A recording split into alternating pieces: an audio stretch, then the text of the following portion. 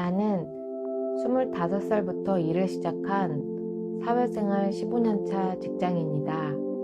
직장 생활을 하면서 느낀 점을 말해보려고 한다. 꿈의 거리 강남구에서 일을 하면서 처음 회사에 출근할 때는 5분을 걷다가 셀카를 찍고 또 그렇게 멈추었다가 셀카를 찍었다. 2호선 지하철 출퇴근거리에 찐빵처럼 다녀도 기분 좋았다. 직장 동료 중 한 명은 말했다. 강남거리에 자기 건물도 없는데 출근길이 그렇게 기분 좋을 수 있냐고 물었다. 나는 대답했다. 저에게 강남은 꿈의 거리예요. 그래서 그냥 기분 좋아요. 라고 했다. 그 당시를 생각해보면 낙엽이 떨어져도 웃는 나이여서 그런 것도 같다. 지금은 꿀단지를 회사에 놓고 다닌다. 꿀단지란 나를 기분 좋게 하는 것들을 말한다.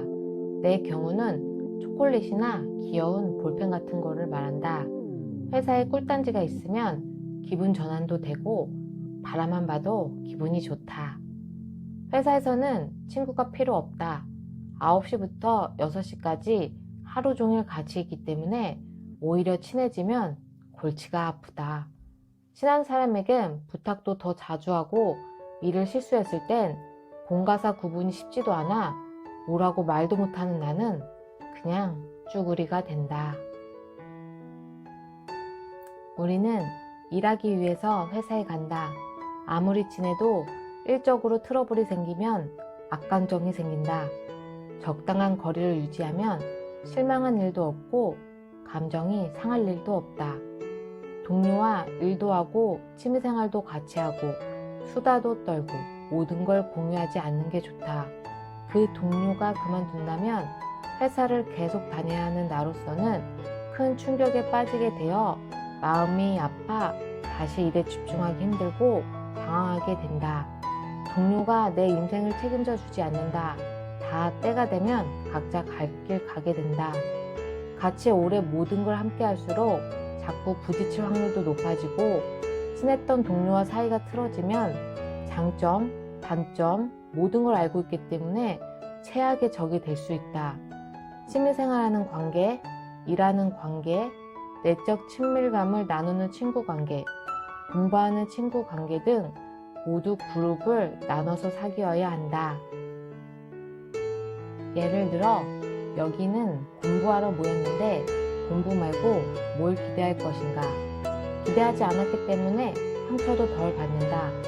취미생활하는 그룹 관계에서 뭔가 기분 나쁜 말을 들어도 타격이 덜하다.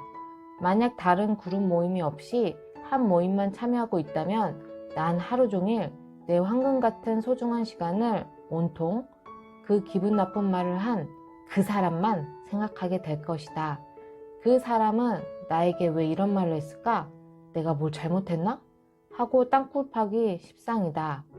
하지만 나에겐 다른 그룹 모임이 있으면 그 모임에 얼른 가야 하기 때문에 혹은 얼른 일어나 가야 하기 때문에 그 사람이 뭐라고 했는지 금방 까먹는다. 신경이 분산이 된다. 또는 너무 기분 나쁘면 안 만나면 된다. 다시 취미생활 그룹을 만들면 된다. 너무 사소한 일에 신경 쓰는 사람은 할 일이 없어서 그렇다라는 말이 있다. 말도 잘 못하는 쭈구리의 대표주자인 나는 신경 쓰이는 직장 동료가 생기면 내가 지금 한가한가 보구나 생각을 하고 나를 바쁘게 만든다. 일을 적극적으로 찾아서 하게 되고 상사에게 칭찬을 받는다. 직장 동료의 험담을 하는 사람은 피해야 한다. 남을 자주 험담하는 사람은 재미있고 즐거운 이야기를 하는 중에도 갑자기 친해졌다고 생각하면 자연스럽게 화제를 바꿔 남을 험담하고 깎아내린다. 그리고는 공감을 요구하거나 다른 사람 욕을 하게 이끌어내려고 한다. 이런 사람들은 마치 험담을 하는 과정에서 자신의 가치를 증명해 보이는 마냥 험담을 하고 자신보다 불행할 것 같은 사람을 찾아 우월감을 찾는 사람 같다. 남을 자주 험담하는 사람은 행복하지 않는 사람이다. 내가 살아가는 세상이 너무 바쁘게 움직이고 있는데 직장 동료의 험담을 들어주는 건 내 황금 같은 시간 낭비이다. 좋은 말만, 사랑한다는 말만 해도, 아름다운 것만 봐도 부족한 이 시간에 남을 욕하는 걸 듣고 있다니 이건 서로에게 안 좋다. 그리고 가장 중요한 것은 그 험담의 대상이 내가 될 확률이 높다. 그래서 최대한 멀리하고 피하는 것이 좋다. 나를 비워야 타인을 담을 수 있다는 말이 요즘 이해가 가기 시작했다. 나를 비우지 않고 내 시각으로 주위를 보면 다 마음에 안 든다.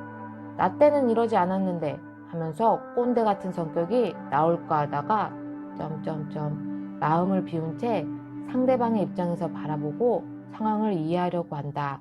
감정을 최대한 배제하고 보면 한두 마디면 얘기가 끝난다. 예를 들어 감정이 섞이면 10마디 하게 되고, 감정을 빼고 말을 하게 되면 뭐뭐 해주세요 하고 한두 마디면 끝난다. 눈은 마음의 창이라는 말이 있다. 내가 저 사람을 미워하는 순간 모든 행동이 마음에 안 들게 보인다. 내가 마음에 드는 사람이 같은 행동을 했더라면 아무렇지도 않았을 텐데 말이다.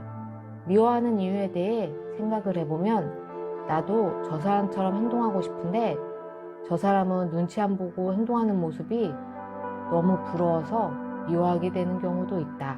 진짜 미운 거라면 내가 돈 많이 벌어서 이 회사를 떠나면 된다. 직장인 모두 돈을 벌려고 회사에 나오는 것이고, 내가 미워하는 사람도 돈 벌려고 나오는 것이다.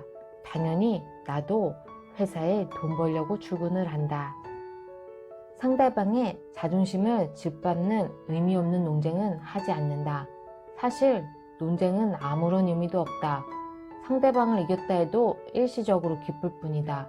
논쟁에서의 승리는 그 사람의 체면을 깎았을 확률이 높기 때문에 상대로부터 언제 복수를 당할지 모른다.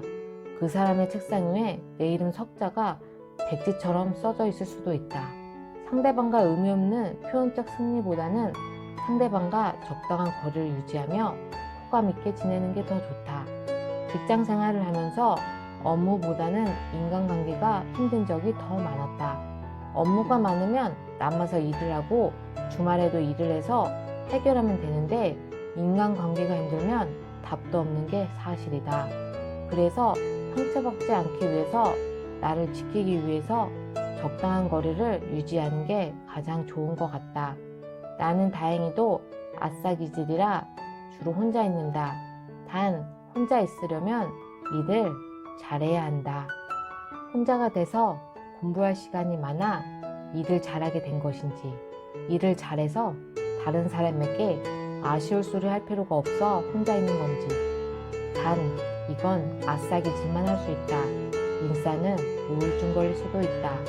사람의 관계 속에서 에너지를 얻는 인싸기질은 인싸가 돼보지 않아서 나도 모른다.